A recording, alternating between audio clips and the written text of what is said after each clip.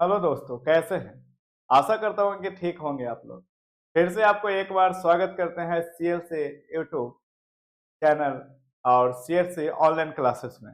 जैसे कि पहले भी कई बार हम ऑनलाइन आकर के क्लास दे चुके हैं और आज भी है जो न्यू पर्पज से जो हम लोग फाउंडेशन कोर्स में पढ़ने जा रहे हैं, तो ताकि शुरू से तैयारी है जो अच्छा हो। और आज हम जो लेकर के आए हैं सामाजिक विज्ञान यानी सोशल साइंस लेकर के आए हैं, सोशल साइंस पेपर जिसे का उसका एक पार्ट है जो है उसी के बारे में आज डिस्कस करेंगे। ठीक है, जैसे कि आप अगर गोल है शुरू से कि आगे चल करके हम बेहतर भविष्य बनाना चाहते हैं, सिविल सर्विस का एग्जाम निकालना चाहते हैं, तो उसके लिए आपका एसएसटी पेपर जो है बहुत महत्वपूर्ण रोल करता है। और भले 10th के क्लास की दृष्टि से आपको मतलब कम नंबर में है, लेकिन अगर आप अच्छे नंबर से पास करना चाहते हैं तो सभी सब्जेक्ट है जो मायने रखते हैं, चाहे वो विज्ञान हो या सामाजिक विज्ञान हो या फिर और भी कोई सब्जेक्ट, मैथ, संस्कृत, हिंदी, कोई भी सब्जेक्ट हो, ये सभी जो है एक आपको बेहतर नंबर लाने के लिए हर एक सब्जेक्ट को बारीकी से और ध्यान केंद्रित कर करके जो है पढ़ना जरूरी होता है। तो आइए आज उसी के बारे में हम डिस्कस करेंगे, क्योंकि आगे चल करके अगर सिविल सर्विस की एग्जाम की तैयारी है तो ये आपका है जो लक्ष्य और गोल भी हो सकता है। तो ये देखते हैं, देर न करते अपने विषय की ओर बढ़ते हैं। देखिए, आज हम बात करने वाले हैं सामाजिक विज्ञान।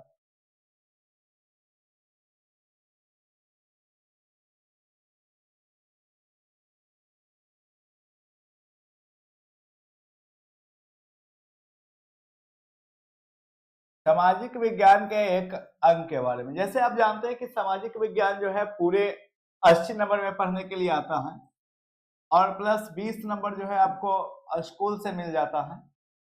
ये टोटल अगर आप लोग ऐड कर लीजिएगा तो ये पूरे कितने नंबर के आ जाएगा, 100 नंबर का आ जाएगा, जो कि 20 नंबर आपको प्रैक्टिकल के थ्रू स्कूल से मिलता है। किस प्रकार से आपको 20 में 20 या 19 नंबर आपको मिलेगा उसके बारे में भी हम आगे है जो बताएंगे कि प्रैक्टिकल किस प्रकार से लिखना चाहिए और कैसे उसकी तैयारी करना चाहिए। ये बहुत बखूबी आपको है जो क्या किया जाएगा बताएंगे, ताकि आपको नंबर उठाने में किसी भी प्रकार की समस्या ना हो।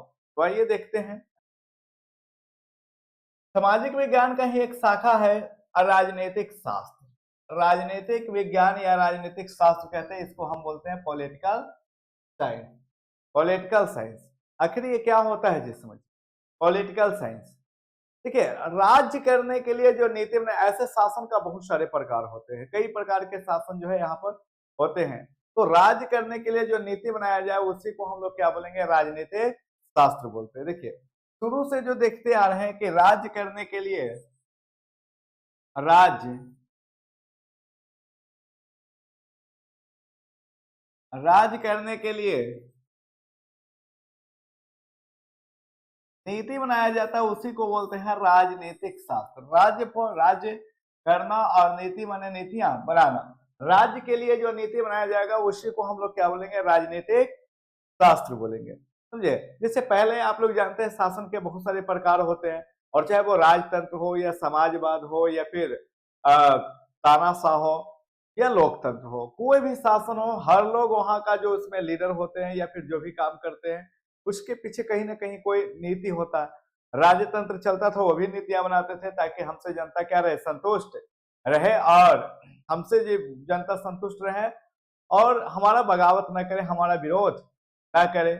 और यहाँ पर राजनीतिक दल भी देखते हैं कि चुनाव के समय अपने अपने भाषण के माध्यम से अपने नीतियों और अपने कार्यों के बारे में है बताते हैं, ताकि जनता हमारे कार्यों से संतुष्ट होकर के वो फिर से हमें जिता सके। तो राजनीति का अर्थ होता है राज्य करने के लिए नीति बनाया जाए, चाहे कोई भी शासन हो, तानाशाह हो, लोकतंत्र हो या किसी भी प्रकार के शासन हो, अगर नीति बनाया जाता है शासन करने के लिए तो उसी को राजनीतिक शास्त्र कहेंगे। समझे। अब यहाँ समझना है कि इसमें हम लोग 10th क्लास में कितने चैप्टर पढ़ना है। 10th क्लास की बात करें तो 10th क्लास से जो है आप मात्र 5 गो चैप्टर क्लियर करिएगा और आपको ये 17 मार्क्स कंप्लीट हो जाएगा। 17 नंबर में ये कुछ पढ़ने के लिए आता है, और ये आप जब सही से ध्यान से पढ़ लीजिएगा तो आपको 17 में 17 नंबर कंप्लीट हो जाएगा। सिर्फ 5 चैप्टर आपको ध्यान से बखूबी आपको पढ़ना है और आपको ये 17 नंबर क्लियर हो जाएगा। अब चलिए आइए देखते हैं सिलेबस के नाम। सबसे पहला देखेंगे लोकतंत्र में सत्ता की साझेदारी। देखिए यहाँ पर थोड़ा सा हो जाएगा, सत्ता की साझेदारी। लोकतंत्र में सत्ता की साझेदारी यानी लोकतंत्र क्या है, इसके बारे में हम लोग इसमें पढ़ेंगे। लोक सत्ता किस प्रकार से प्राप्त करते हैं, उसमें साझेदारी यानी बांट करके शासन करना, किस प्रकार से सरकार के पावर को विभिन्न अंगों में बांट करके जो लोग हैं शासन करते हैं, उसके बारे में हम इस चैप्टर में अध्ययन करेंगे। अब देखिए आइए, दूसरा चैप्टर है सत्ता में साझेदारी की कार्यप्रणाली। सत्ता में साझेदारी की कार्यप्रणाली यानी जो सरकार बनते हैं किस प्रकार से वो मिलकर शासन करते हैं और इसमें सरकार के कितने अंग होते हैं, यह सारे बातों को हम इस चैप्टर में क्या करेंगे, अध्ययन करेंगे। तो ये दूसरा चैप्टर है सत्ता की साझेदारी, जिसमें हम लोग को पढ़ना है कि किस प्रकार से चुनाव जीतने के बाद उनका कार्य क्या होता है, कितने वर्षों का होता है, कौन किनके पास क्या पावर होता है, संघ राज क्या है, समावर्ती सूची क्या है, ये सारे चीज, भाषा नीति क्या है, हम इस चैप्टर में क्या करेंगे, अध्ययन करेंगे। लोकसभा के कार्य के बारे में पढ़ेंगे, राज्यसभा के बारे में पढ़ेंगे और साथ ही इसमें हम लोग ग्राम पंचायत के बारे में पढ़ेंगे, नगर परिषद नगर निगम के बारे में पढ़ेंगे। ये सारा चीज हम लोग जो है दूसरा चैप्टर में क्या करेंगे, स्टडी करेंगे। अब देखिए बात आती है तीसरा, लोकतंत्र में प्रतिस्पर्धा एवं संघर्ष।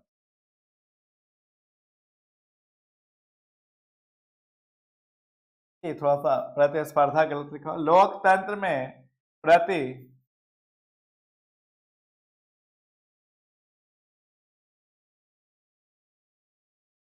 लोकतंत्र में प्रतिस्पर्धा एवं संघर्ष। प्रतिस्पर्धा एवं संघर्ष,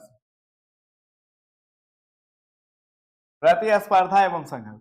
इसमें पढ़ेंगे कि किस प्रकार चुनाव जीतने के लिए लोग जो है एक दूसरे से प्रतिस्पर्धा यानी कंपटीशन करते हैं, किस प्रकार लोग मेहनत करते हैं सत्ता प्राप्त करने के लिए और कौन कौन से राजनीतिक दल के कार्य होता है। हम लोग यहाँ पर भारत में स्वतंत्रता प्राप्ति के बाद जो सफल चुनाव हुए उसके बाद से लेकर के हम जो है पढ़ेंगे और राजनीतिक दल के कार्यों के बारे में भी इस चैप्टर में पढ़ेंगे।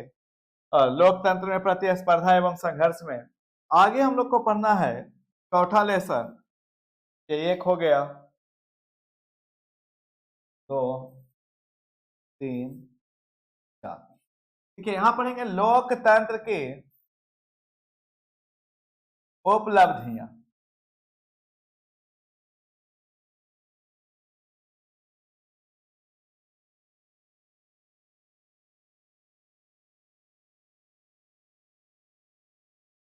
लोकतंत्र की उपलब्धियां, देखिए थोड़ा सा बाय मिस्टेक है टाइपिंग में, तो इस प्रकार से यहाँ पर हम काट दिए हैं, जहां जहां दिक्कत है वहां वहां पर आपको समझाने के लिए बता दिए हैं कि कहां पर दिक्कत है और क्या दिक्कत है। तो देखिए लोकतंत्र की उपलब्धियां, लोकतंत्र के उपलब्धियां, तो लोकतंत्र की आखिर उपलब्धियां क्या है, इसके बारे में हम लोग बखूबी समझते हैं कि लोकतंत्र की उपलब्धियां क्या है। तो इस चैप्टर में हम लोग पढ़ेंगे कि लोकतंत्र में किस तरह से जनता है जो खुशहाल रूप से जीवन व्यतीत करता है और लोकतंत्र किस प्रकार आर्थिक समृद्धि और विकास को बढ़ावा देता है, किस प्रकार सामाजिक विषमताओं को निपटने में लोकतंत्र जो है मतलब सहायक है, किस तरह भारत के जो है चुनावी प्रक्रिया हुआ और आजादी से लेकर के अब तक के भारत में क्या राजनीतिक मुद्दा रहा है और इसमें क्या मतलब इसको विकास करने के लिए हमें लोगों के प्रति क्या करना चाहिए, सारे बातों को हम इस चैप्टर में क्या करेंगे, स्टडी करेंगे। तो देखिए पांचवा है लोकतंत्र की चुनौतियां। लोकतंत्र की चुनौतियां, लोकतंत्र की चुनौतियां। अब इस चैप्टर में हम लोग देखेंगे, पढ़ना है हम लोग को लोकतंत्र की चुनौतियां। तो लोकतंत्र की चुनौतियां में हम लोग पढ़ेंगे लोकतंत्र की बुराई। आज वर्तमान समय में राजनीतिक दल में बहुत सारे बुराई देखा जाता है, लोकतंत्र में बहुत सारे है जो बुराई देखा जाता है, जैसे आतंकवाद हो गया, शिक्षा के अभाव हो गया, ऐसे कई जो है राजनीतिक दल के में मतलब चुनौती देखा जाता है। तो ऐसे कई चुनौतियों, जातिवाद, परिवारवाद जैसे कई चुनौतियों के बारे में हम जो है इस चैप्टर में क्या करेंगे, अध्ययन करेंगे 5वां लेसन में। तो आइए ये आपको बता दिए कि कौन से चैप्टर में हम लोग को क्या पढ़ना है और किस प्रकार से पढ़ना है। तो आइए हम इसके बाद आगे बढ़ते हैं।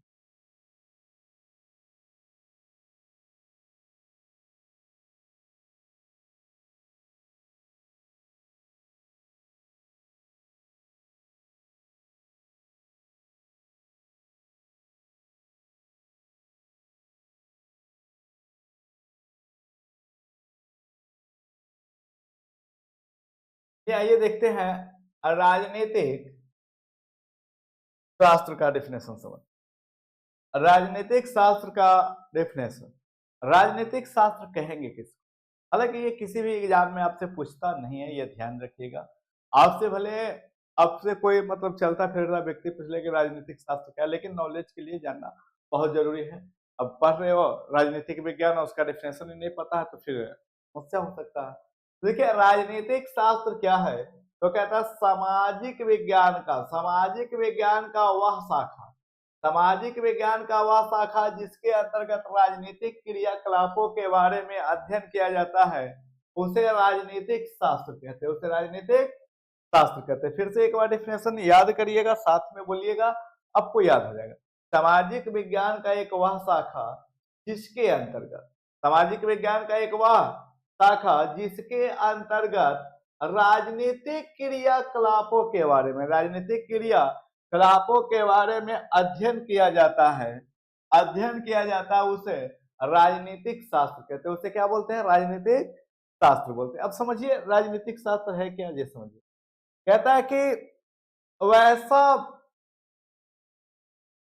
शाखा, वह शाखा जिसके अंतर्गत राजनीतिक क्रियाकलाप, मतलब जैसे देखिए कोई भी व्यक्ति का समूह, वैसा समूह हो यानी वैसा राजनीतिक दल हो जिसका काम होता है चुनाव में भाग लेना,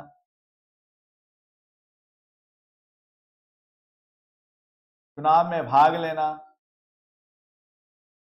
भाग लेना, उसके बाद होता है प्रचार प्रसार करना,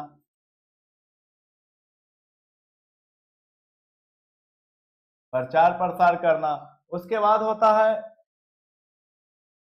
बहुमत प्राप्त करना, बहुमत प्राप्त करना, उसके बाद होता है सत्ता प्राप्त करना। मुख्य काम सत्ता प्राप्त करना। अगर ये सारे कार्यों को कोई समूह कर रहा है तो उसे, हाँ, उस दल को हम लोग क्या बोलेंगे? राजनीतिक दल। और ये अगर हम किस विषय के अंतर्गत पढ़ेंगे तो ये सारे बातों को हम लोग पढ़ेंगे किसके अंतर्गत? राजनीतिक शास्त्र के अंतर्गत, राजनीतिक शास्त्र के अंतर्गत। तो जो हम लोग चुनावी प्रक्रिया के बारे में पढ़ते हैं, लोकसभा में मतलब है जे 543 सीट है, राज्यसभा इतने पर चुनाव होता है, राज्यसभा यानी राज्य विधानसभा के जो चुनाव होता है 243 के ऊपर होता है। तो ये सारे बातों को अध्ययन करेंगे, ग्राम पंचायत से लेकर के जो भी राजनीतिक के बारे में हम लोग अध्ययन करेंगे वो किसके अंतर्गत आ जाएगा? राजनीतिक शास्त्र के बारे में आ जाएगा। राजनीतिक क्रियाकलापों के बारे में अगर अध्ययन करते हैं तो वो राजनीतिक शास्त्र के अंतर्गत आता है। इसके बाद आगे हम लोग समझते हैं आखिर राजनीतिक शास्त्र के जनक किसे कहा जाता है? राजनीतिक शास्त्र के जनक, देखिए जो पहले रचना किया या लिखा, जो इसके बारे में विशेष स्टडी करके विस्तार से लोगों के सामने प्रकट किया, उसे हम लोग क्या बोलते हैं? जनक बोलते हैं। देखिए राजनीतिक शास्त्र के बारे में बेस्ट से बताने वाले जो व्यक्ति थे जिनका नाम है अरस्तु। अगर आपसे पूछेगा फादर ऑफ पॉलिटिकल साइंस कौन है, तो अगर आपसे पूछ देगा कि राजनीतिक शास्त्र के जनक कौन है तो अरस्तु। राजनीतिक शास्त्र के अगर जनक पूछेगा कि राजनीतिक शास्त्र के जनक कौन है तो कौन हो जाएगा? अरस्तु। राजनीतिक शास्त्र के जनक अरस्तु को कहा जाता है। जी हाँ, आपको मन में आ रहा है बायोलॉजी का, तो बायोलॉजी का भी यही जनक है और पॉलिटिकल का, पॉलिटिक्स का भी स्टडी करने वाले यही थे, इसलिए पॉलिटिक्स का भी जनक इन्हें कहा जाता है। तो राजनीतिक शास्त्र का जनक किसे कहा जाता है? अरस्तु को। अब बात करते हैं अरस्तु जी का जन्म कहाँ हुआ था और कब हुआ था। तो अरस्तु जी का जो जन्म हुआ था, देखिए अरस्तु का जन्म हुआ था 384 ईसा पूर्व, ठीक है, 384 ईसा पूर्व। 384 ईसा पूर्व में इनका जन्म हुआ था और इनके मृत्यु जो है 325 ईसा पूर्व में हुआ था। 325।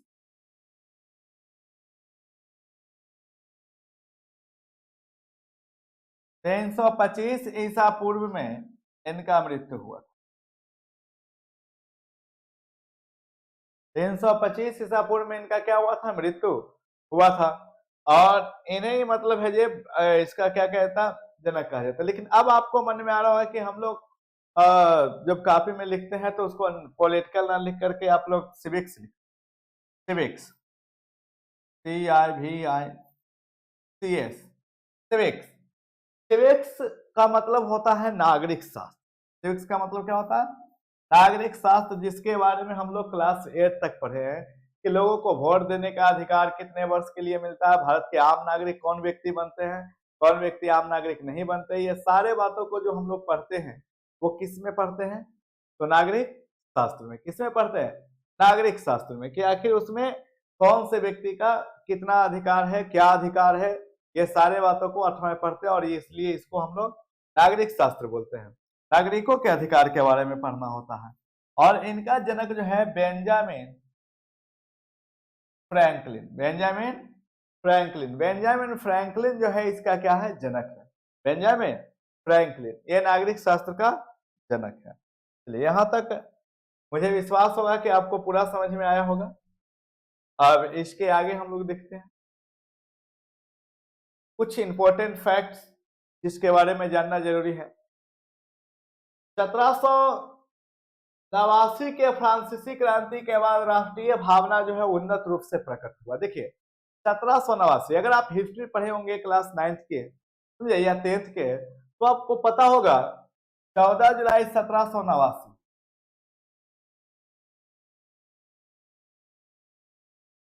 फ्रांस की क्रांति हुआ था, जिसमें नेपोलियन बोनापार्ट जो थे, इन्होंने समानता, स्वतंत्रता और बंधुत्व के नारा देकर, समानता, स्वतंत्रता और बंधुत्व के नारा देकर इन्होंने क्या किया कि राष्ट्रीय भावना को और उन्नत रूप से प्रकट करने में योगदान दिया। ऐसे तो मध्यकाल में ही यूरोप में राष्ट्रीय भावना का है जो मतलब उदय हो चुका था, लेकिन पूर्ण रूप से ये जो है उदय हुआ है वो कब हुआ था? तो ये पूर्ण रूप से वहां पर उदय हुआ है जो 14 जुलाई 1700 14 जुलाई 1789 ईस्वी में, 14 जुलाई 1789 ईस्वी में ये क्या हुआ था? इसके पूर्ण रूप से है जो मतलब माना जाता है कि राष्ट्रीय भावना का उदय हुआ था, क्योंकि इस क्रांति के बाद यूरोप के कई ऐसे देश थे जहां पर स्वतंत्रता की लहर है जो गूंज उठी और सभी देश अपने आजादी के लिए है जो आंदोलन करने लगे थे, स्ट्राइक लड़ने लगे थे। वो संसदीय व्यवस्था की शुरुआत कहां से हुई थी? देखिए कई बार आपसे कोई पूछ देगा या फिर आपको जानना जरूरी है, संसदीय व्यवस्था जहां पर नियम कानून संसद द्वारा बनाए जाते हैं, प्रतिनिधि लोग बैठ करके बनाते हैं, तो उसको संसदीय व्यवस्था बोलते हैं। कौन सा व्यवस्था? संसदीय। जैसे भारत में जो भी कानून बनता है, तो भारत में जो भी प्रस्ताव जारी होता है या लागू होता है, इसके लिए दिल्ली में है जो संसद भवन है, वहीं पर सभी लोग MP बैठते हैं, मेंबर ऑफ पार्लियामेंट। देखिए अगर संसद को अलग अलग देश में अलग अलग नामों से जाना जाता है, जैसे इंग्लैंड में इसी को हम लोग संसद का पार्लियामेंट बोलते हैं, तो संसदीय व्यवस्था की अगर शुरुआत किया जाए कि जहां पर संसद में कानून बनने की प्रक्रिया शुरू हुई, तो यह सबसे पहले कहां हुई थी? इंग्लैंड में। हाँ, लेकिन याद रखिएगा यह लिखित नहीं है, मौखिक है। ये कैसा है? मौखिक। याद रखिएगा मौखिक रूप से। अगर लिखित संविधान की बात किया जाए जहां पर हर चीज लिखा गया था, तो लिखित संविधान सबसे पहले अगर कहीं पर लागू हुआ था, लिखित संविधान, लिखित संविधान,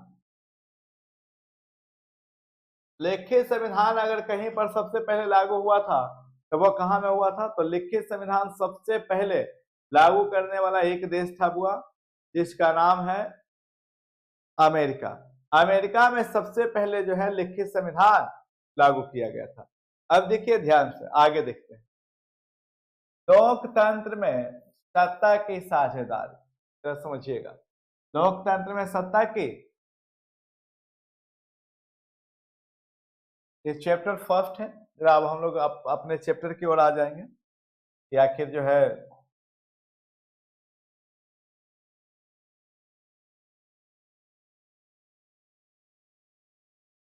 अब हम लोग पहला चैप्टर की ओर बढ़ेंगे धीरे धीरे। ये जो बेसिक था आप लोग को बता दिए। ठीक है, चैप्टर का नाम है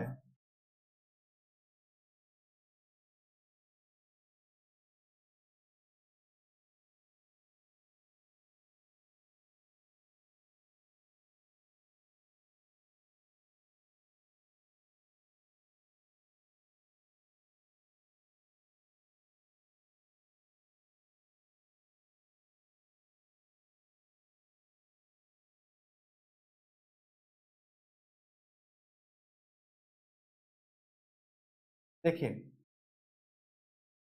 लोकतंत्र में सत्ता की साझेदारी। ये जो है फर्स्ट लेसन है, लोकतंत्र में सत्ता के साझेदारी। आखिर हम देखते हैं कि सत्ता की साझेदारी कहते किसको है, और कई एग्जाम्पल के साथ भी आप लोग को बताएंगे कि लोकतंत्र में सत्ता की साझेदारी कहते किसको। सबसे पहले हम लोग डिफिनेशन समझेंगे कि लोकतंत्र क्या है। देखिए, जब हम बात कर रहे हैं यहाँ पर, तो लोकतंत्र हमें समझना बहुत जरूरी होगा कि लोकतंत्र है। देखिए, अगर लोकतंत्र को अलग अलग भागों में हम लोग तोड़ कर देखेंगे, लोकतंत्र को अलग अलग अगर भागों में हम लोग तोड़ के देखेंगे लोकतंत्र, तो लोक मीन्स जनता, जनता, तंत्र में शासन। यानी अगर हम इसको बोला जाए तो जनता के शासन को लोकतंत्र कहेंगे, जनता के शासन को लोकतंत्र कहेंगे। ध्यान दीजिएगा, जनता के शासन को लोकतंत्र। अगर शॉर्ट में कहेंगे तो कहना कि जनता के शासन को लोकतंत्र, यानी जिस देश में प्रतिनिधि जनता द्वारा चुनी जाती है, जनता अपने मत अधिकार के द्वारा अपने प्रतिनिधि को चुनता है, तो उससे को हम क्या कहेंगे, लोकतंत्र कहेंगे। क्या कहेंगे, लोकतंत्र कहेंगे। अब समझने वाली बात यह है कि लोकतंत्र, जनता के शासन को हम लोग क्या बोलते हैं, लोकतंत्र बोलते हैं। कि किस प्रकार से जनता के शासन है। अब ध्यान समझिए, लोकतंत्र कहते हैं किसको, कहता है कि लोकतंत्र से तात्पर्य, तात्पर्य है जो लोकतंत्र से तात्पर्य वैसे शासन व्यवस्था से है जिसमें जनता अपने मत अधिकार के द्वारा, जिसमें जनता अपने मत अधिकार के द्वारा अपने प्रतिनिधि को चुनता है, और चुने गए प्रतिनिधि जनता पर ही शासन करता है, उसे लोकतंत्र कहते हैं। देखिए, फिर से एक और डिफिनेशन सुनिएगा। लोकतंत्र से तात्पर्य वैसे शासन व्यवस्था से है, लोकतंत्र से तात्पर्य वैसे शासन व्यवस्था से है जिसमें जनता अपने मत अधिकार के द्वारा, जनता अपने मत अधिकार के द्वारा अपने प्रतिनिधि को चुनता है, अपने प्रतिनिधि को चुनता है, और चुने गए प्रतिनिधि जनता पर ही शासन, और चुने गए प्रतिनिधि किस पर शासन करता है, जनता पर ही शासन करता है, उसे हम लोग लोकतंत्र कहते हैं। अब देखिए, कहने का मेरा मतलब क्या है, ये समझ। कह रहा है कि लोकतंत्र से तात्पर्य, यानी तात्पर्य का अर्थ हुआ लोकतंत्र से मतलब, लोकतंत्र से मतलब, तो लोकतंत्र से मतलब वैसे व्यवस्था से, वैसे व्यवस्था से है जिसमें जनता अपने मत अधिकार के द्वारा अपने प्रतिनिधि को चुनता है। यानी वो लोकतंत्र में जनता अपने मत अधिकार के द्वारा अपने प्रतिनिधि को चुनता है। इसमें किसी भी प्रतिनिधि को चुनने का अधिकार किसके पास होता है, जनता के पास। क्योंकि भारत में हर 18 या इससे अधिक व्यक्ति को, 18 या इससे 18 या इससे अधिक उम्र के व्यक्ति को, अधिक उम्र के व्यक्ति को वोट देने का अधिकार है। 18 या उससे अधिक उम्र के व्यक्ति को वोट देने का भारत में क्या अधिकार है। और जब भी यहाँ छोटे से लेकर के बड़े तक के किसी भी चुनाव को अब पब्लिक करता है, यानी जनता करता है, तो जिस देश में जनता अपने वोट के द्वारा, अपने वोट के द्वारा, वोट मतलब मताधिकार, वोट के द्वारा अपने प्रतिनिधि को चुनता है, अपने प्रति प्रतिनिधि को चुनता है उसे हम लोग क्या कहेंगे? लोकतंत्र। वैसे शासन व्यवस्था को क्या कहेंगे? लोकतंत्र। और चुने गए प्रतिनिधि जनता पर ही शासन करता है, ये भी बात है। चुने गए प्रतिनिधि किस पर शासन करता है? जनता पर शासन करता है। इसलिए देखते हैं चुनाव के समय जितने भी मुखिया हैं या फिर और भी कोई नेता है, वो देखिएगा आपके दरवाजा पर, घर के पास, या फिर मतलब नगर परिषद में है तो नगर अध्यक्ष या वार्ड काउंसिलर जो भी होते हैं, वो चुनाव से कुछ दिन पहले जो है आपको घर पर डेली पहुंचेंगे हाथ जोड़ करके कि आपको वोट देना है, क्योंकि वो जानता है कि चुनाव के समय अगर असली पावर होता है तो किसके पास होता है? जनता के पास होता है। अगर जनता वोट ना देगा तो वो नहीं जीतेगा। इसलिए अगर किसी चुनाव के पास अगर असली पावर है तो वो किसके पास है? जनता के पास। इसलिए चुनाव के पहले देखते हैं कि हर घर डोर टू डोर जा करके लोग है जो अपने प्रचार प्रसार करते हैं, लोगों से आग्रह करते हैं कि हमारे चुनाव चिन्ह वाले निशान को आप बटन दबा करके हमें है जे जिताइए, और जिताने के बाद हम जो है क्या करेंगे कि आपको मतलब वादा करेंगे कि हम ये बना देंगे, ऐसे कर देंगे। और चुनाव जीतने के बाद फिर वो करे या ना करे वो तो उनकी इच्छा है, और जो जिताए अपने इच्छा अनुसार, उन दोनों के बीच की बात है। तो यहाँ पर चुनाव के समय प्रचार प्रसार में बहुत लोग बोलते हैं ताकि लोग है जो हमें क्या करे, वोट दे, और वोट दे करके हमें सत्ता में लाए। ये प्रयास है जो लोगों को रहता है। तो लोकतंत्र में जनता ही मेन पावर होते हैं। अगर हम बात करें तो देखिए यहाँ पर एक अब्राहम लिंकन है जो उत्तरी अमेरिका के राष्ट्रपति रहे, समझे, जिनका नाम है देखिए अब्राहम लिंकन। अब्राहम लिंकन ने एक लोकतंत्र का डिफिनेशन दिया है